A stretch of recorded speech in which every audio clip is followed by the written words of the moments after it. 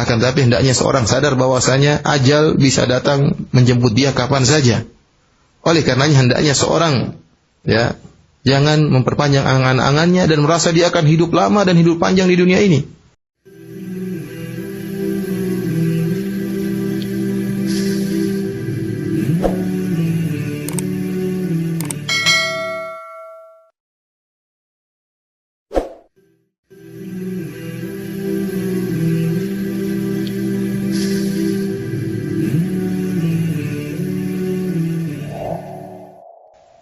ثم أورد رحمه الله عن ابن عمر رضي الله عنهما أن رسول الله صلى الله عليه وسلم قال: ما حق امرئ مسلم له شيء يوصي فيه يبيت ليلتين إلا ووصيته مكتوبة عنده، متفق عليه.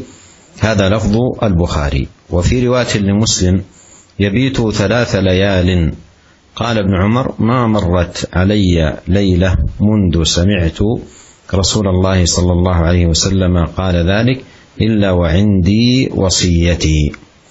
هذا الحديث أيها الإخوة المستمعون الكرام وفقنا الله وإياكم أجمعين لكل خير فيه الحث على قصر الأمل، وأن الإنسان لا يكون عنده طول أمل بالبقاء في هذه الحياة الدنيا.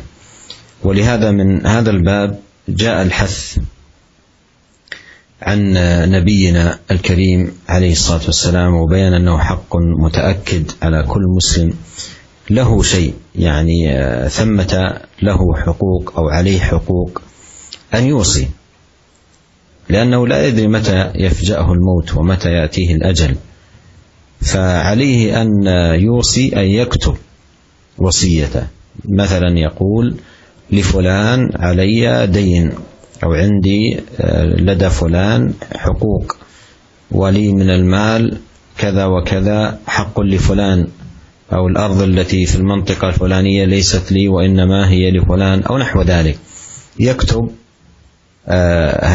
ما له وما عليه، وهذا حق عليه، لأن كتابة هذه الأشياء وإبراء الذمة بإظهارها وإبرازها حتى يعمل الورثة على تخليصها وإعادة الحقوق ونحو ذلك أبرأ لذمة الإنسان من أن يلقى الله سبحانه وتعالى وقد ضيع أموال الناس وحقوقهم. وربما يكون ثمة مال عنده دينا للآخرين، أو مثلا عارية أو نحو ذلك، ثم يموت والورثة يظنونه من جملة الميراث يقتسمونه وهو يحاسب عليه، فيجب عليه أن يتنبه لهذا الأمر. إذا كان ثمة حق له أو عليه يكتب ذلك في وصية تكون مثبتة عنده، وإن تبدلت الأمور وكتب له حياة يمحو الشيء الذي تبدل بأن تكون عادة الحقوق أو نحو ذلك، فإنه يكتب ذلك ويعدل في الوصية بحسب ما استجد من أمور وأحوال. والحديث كما أوضحت فيه تقصير الأمل، وألا يكون عند الإنسان طول أمل في البقاء في هذه الحياة، وأيضا فيه أهمية الوصية. والعلماء رحمهم الله يقولون الوصية واجبة إذا كانت هناك حقوق لك أو عليك، وتكون مستحبة إذا لم يكن ثمة حقوق، وإنما تكتب وصية عامة لأولادك بتقوى الله والعمل بطاعته ولزوم السنة وتجنب البدع ونحو ذلك، فهذه من الأمور المستحبة. لكن إذا كانت هناك حقوق فيجب أن تكتب ما لك وما عليك، كما هو واضح هذا الحديث الذي ساقه المصنف رحمه الله تعالى في الدلالة على ذلك.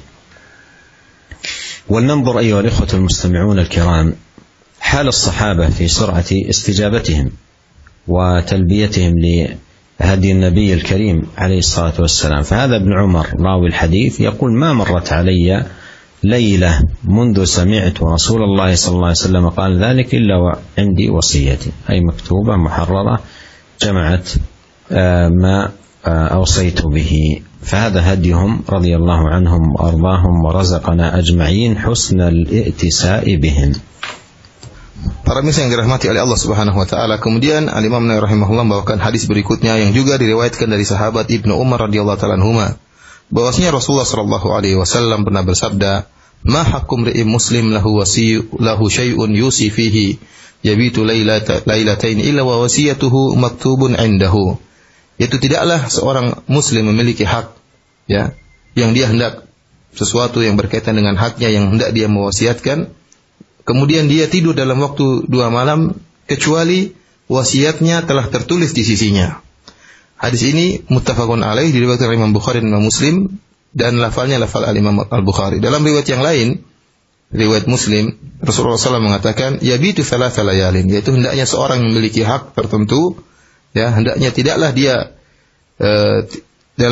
tidur selama 3 hari, selama 3 malam, kecuali dia menulis wasiat tersebut. Tidak boleh lewat 3 malam kecuali sudah menulis wasiat tersebut. Ibnu Umar radhiyallahu ta'ala anhu berkata, "Ma marrat alayya lailatun mundu sami'tu Rasulullah sallallahu alaihi wasallam qala dzalik illa wa 'indi wasiyati."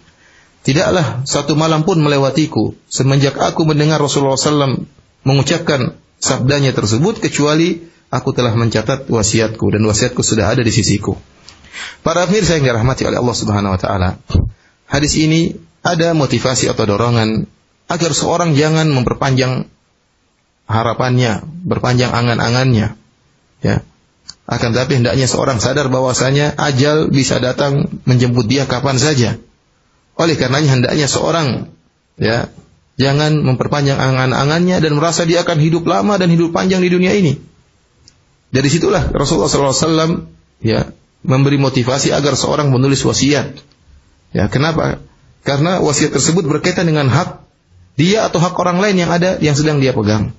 Karena seorang tidak tahu kapan kematian menjemputnya. Seorang tidak tahu. Dalam hadis ini disebutkan, tidaklah seorang muslim yang memiliki hak yang ingin dia wasiatkan, kemudian dia bermalam selama melewati 2 malam, kecuali wasiatnya telah tertulis di sisinya. Ya.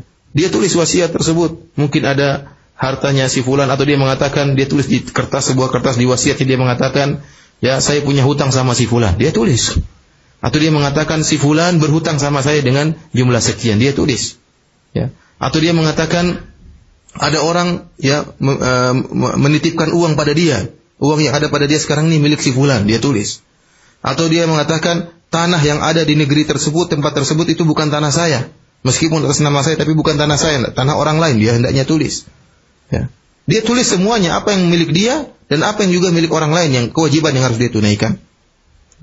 Kenapa? Karena hal ini lebih abra' li dhimmah, lebih menyelamatkan dia. Ya.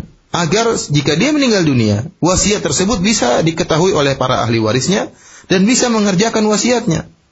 Sehingga dia tidak bertemu dengan Allah Subhanahu wa taala dalam keadaan dia telah melalaikan hak-hak orang lain. Kenapa? Kalau dia tidak menulis wasiatnya, ya, maka para ahli warisnya menyangka harta yang ada pada dia adalah miliknya, sehingga diwarisi oleh ahli warisnya, padahal harta tersebut milik orang lain. Karena bisa jadi dia meminjam barang orang, atau dia meminjam uang orang lain, atau ada orang menitipkan barang sama dia, kemudian dia meninggal dunia sebelum dia menulis wasiat, sehingga para ahli waris menyangka itu harta dia. Akhirnya mereka pun mewarisi harta tersebut, padahal itu adalah harta orang lain yang dititipkan pada dia. Kalau ternyata, ya, setelah dia menulis wasiat, kemudian terjadi perubahan, ya, terjadi perubahan, harta utang sudah dia lunasi, atau barang sudah dia kembalikan, atau ada orang lain ngutang lagi sama dia, maka dia tulis seluruh perubahan tersebut. Dia hapus yang sudah tidak berkaitan dengan hak dia atau hak orang lain, dan dia tulis yang baru. Segala perubahan dia tuliskan. Dia merubah wasiat tersebut. Dan ini sangat penting kepada seorang, ya, agar bisa dikerjakan oleh ahli warisnya. Para pemirsa yang dirahmati oleh Allah Subhanahu wa taala, hadis ini, ya, membuat kita tidak memperpanjang angan-angan. Mengingatkan kita, seorang yang menulis wasiat dia selalu ingat bahwasanya dia tidak hidup lama, sehingga dia tulis wasiat. Dan karena pentingnya wasiat ini, para ulama mengatakan wasiat itu hukumnya wajib jika ada hak yang berkaitan dengan engkau, yaitu hakmu, atau ada hak orang lain yang harus kau tunaikan. Ini hukumnya wajib agar engkau tidak menyia-nyiakan atau menghilangkan hak orang lain. Akan tapi jika wasiat tersebut wasiat yang umum, maka hukumnya mustahab, hanya sunnah tidak wajib. Seperti apa? Wasiat untuk bertakwa kepada Allah Subhanahu wa taala, wasiat untuk ikhlas, wasiat untuk menjauhi bid'ah, wasiat untuk menjauhi kesyirikan, wasiat untuk melazimi jamaah, ini hukumnya sekedar mustahab tidak wajib. Dan kita lihat bagaimana sikap para sahabat. Lihatlah Ibnu Umar radhiyallahu taala anhu. Tatkala dia mendengar sabda Nabi sallallahu alaihi wasallam, maka dia segera menjalankan perintah Nabi sallallahu alaihi wasallam, tidak ditunda-tunda. Jadi demikianlah kondisi para sahabat. Dia mengatakan, "Ma marrat alai lailatun mundu sami'tu Rasulullah sallallahu alaihi wasallam qala dzalik illa wa indi wasiyati." Tidaklah lewat satu malam pun semenjak saya mendengar Rasulullah SAW menyampaikan tentang wasiat ini kecuali saya telah menulis wasiatku. Bagaimana semangatnya Ibnu Umar menjalankan sunnah Nabi sallallahu alaihi wasallam. Dan demikianlah juga para sahabat. Oleh karenanya kita berdoa kepada Allah Subhanahu wa taala agar kita dianugerahi husnul ta'assi, bisa meneladani para sahabat radhiyallahu taala anhum ajma'in.